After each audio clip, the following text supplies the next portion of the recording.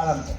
సరేలే కానీ ముచ్చటాపులేదు కానీ నేను కూర్చుంటాను ఇట్లా పెట్టి వాసన చూసి అది ఒక అలవాటుగా తింటాను. అదేందమ్మా అదేం దెయ్యం ఏం కథనంటే ఏం చెబుతున్నాడు పాటగారు నా బాధ అంత నీకు నాపో ఈ పాటగారు చెప్తే అర్థం కాదమ్మో.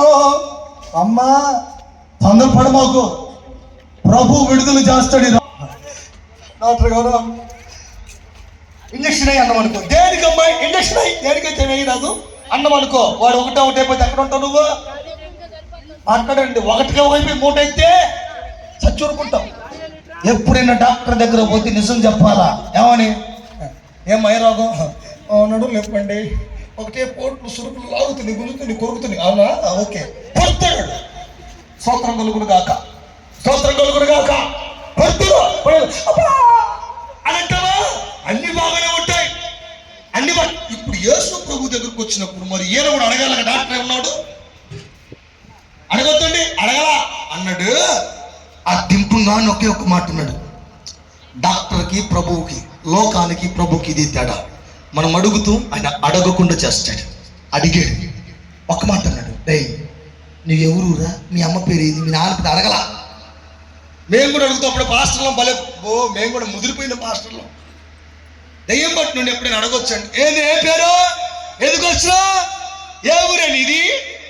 అడుగు. పోగోడు పెట్టి తమలపోగులు పెట్టి ఒక చీర పెట్టి గుడ్లు పెట్టి పంపి దయ్యానికి. సావుకులమైనటువంటి మేము కూడా కొన్నిసార్లు పొరపాట్లు చేసాం తెలియక.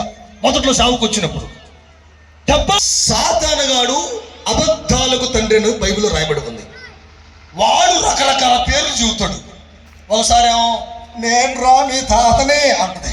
ఒకసారి ఏమో నేనయ్యా రవి బాబాయిని.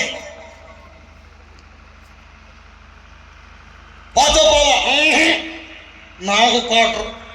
ఇది జరిగింది నా జీవితంలో. ఏనండి మా ఇంటికాడ ఒక అక్క దెయ్యం పట్టింది. దెయ్యం పడితే నేను పిలిచాడు. పోయినా పొయ్యాలకే గుంపులు జనం. ఏందక్క అంటే రవి రా ప్రార్థన చేస్తున్నారు. ప్రార్థన చేయడానికి పొయ్యాలకే నోట్లో ముందు పోతున్నారు. ఆరాంకి ఏం పోతున్నారు చెప్పండి అమ్మా? ముందు పోతున్నారు. ఎందుకక్క ముందు పోసి సారా పోసారంటే అయ్యో ముందు పోతే పోతానంటుందయ్యా అంతే. సచ్చినోడు తాగుపోతాడు. అసలు ఆ ఊరు ఎక్కడ ఈడెక్కడ? వాడు పేరు చదువుతున్నాడు. నా పేరు వాడు అంటున్నాడు. పేర్లు చెప్పండి తెలిసినోడు అందరు కూడా.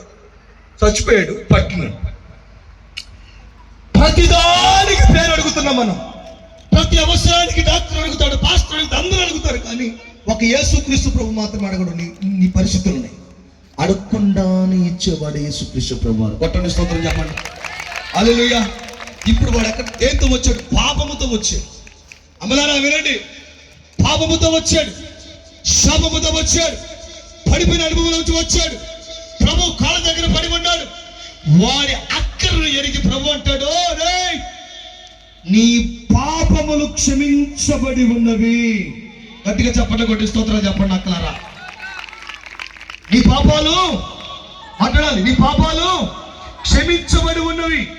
నీ పాపాలు క్షమించబడి ఉన్న కనుక నువ్వు ధైర్యముగా ఉండి ఇక్కడ నుంచి. పాపం చేసినాడు ఓడిపోతాడు, పాపం చేసినాడు భయపడతాడు, పాపంలో ఉన్నవాడికి నిద్ర ఉండదు, పాపంలో ఉన్నవాడికి శాంతి ఉండదు, పాపంలో ఉన్నవాడికి కుటుంబంలో నెమ్మది కనపడదు ఎక్కడా కూడా. ఒకసారి నా చూడండి, నా వైపు చూడండి, కెమెరాలో పడతారు, నాకెళ్ళి చూడండి. స్తోత్రం కలుగును గాక, స్తోత్రం కలుగును గాక. చాలా మంది కుటుంబాలలో సమాధానము లేదు. చాలా మంది కుటుంబాల్లో యేసుక్రీస్తు ప్రభువు లేరు. చాలా మంది కుటుంబం ఏమి లేదన్నా. నీ దగ్గర ఒక్క రూపాయి బిల్ల ఉందో లేదో నాకు తెలియదు, కానీ ముఖ్యంగా యేసుక్రీస్తు నీ ఇంట్లో నీ ఒంటిలో ఉన్నాడా అని అడిగాను. కొట్టి స్తోత్రాలు చెప్పండి. అడిగితే అన్నాడు, అదే దేవుడు నా ఇంట్లో డబ్బు ఉంచితే మందిరానికి వద్దామనుకుంటున్నానన్నయ్యా అన్నాడు. సరే వదిలేసా. ఇంకా చాలా మంది అడిగితే, అయ్యా పిల్లగానికి రోగం తగ్గితే యేసు ప్రభు దగ్గరికే వస్తామయ్యా. అయ్యా మా అమ్మాయికి అది పోయిందయ్యా, ఖచ్చితంగా గర్భం వస్తే ఖచ్చితంగా యేసు ప్రభు నమ్ముకుంటాం అయ్యా. అవసరం కోసం యేసు ప్రభు నమ్ముకునేవాడు యేసు ప్రభు దగ్గరికి రాలేడు. ఆత్మరక్షణ కొరకై, ఆత్మ సంబంధమైన ఫలము కొరకై, దేవుడి రాజ్యంలో ఉండడానికి కొరకై, పొందాలని ఆశ కలిగిన వాడు మాత్రమే ప్రభు దగ్గరికి రాగలుగుతాడు. కొట్టండి. నా పులితే వస్తా, నా పిల్లలకి పెళ్ళి అయితే వస్తా, నా పిల్లలకి పెళ్ళి ఇవన్నీ అబద్ధాలు. ఇలా చెప్పి యేసు ప్రభువును మోసగించుదాము అనుకుంటున్నామేమో, ఇలా చెప్పి పాస్టర్ అయ్యను బాధ పెడుతున్నామేమో. జాగ్రత్తగా వినండి. మార్తమనే సహోదరి చిన్నపిల్లల నుంచి సండే స్కూల్ పెరుగుతుంది. పాస్టర్ గారు పెద్దడు మాట్లాడుతుండే, అమ్మాయి నువ్వు వయసు వచ్చింది కదా, 18 సంవత్సరాలు వచ్చింది, మారు మోసుకుందంటే అప్పుడే నా అన్నయ్య కొంచెం ఆగా నేను చేసుకుంటా అంటాను, తీసుకుంటాను తర్వాత అంది. సరే ఒక 25 సంవత్సరాలు పెళ్లి కాదమ్మా, యేసుని నమ్ముకోమా, నా మాట వినమ్మా. లేదన్నయ్య. అయినా ఏంటండి మేము ప్రార్థన రాబోతేవి, నీకు మీటింగులకు డబ్బులు ఇస్తున్నాం కదా, మేము ఇస్తున్నాం కదా,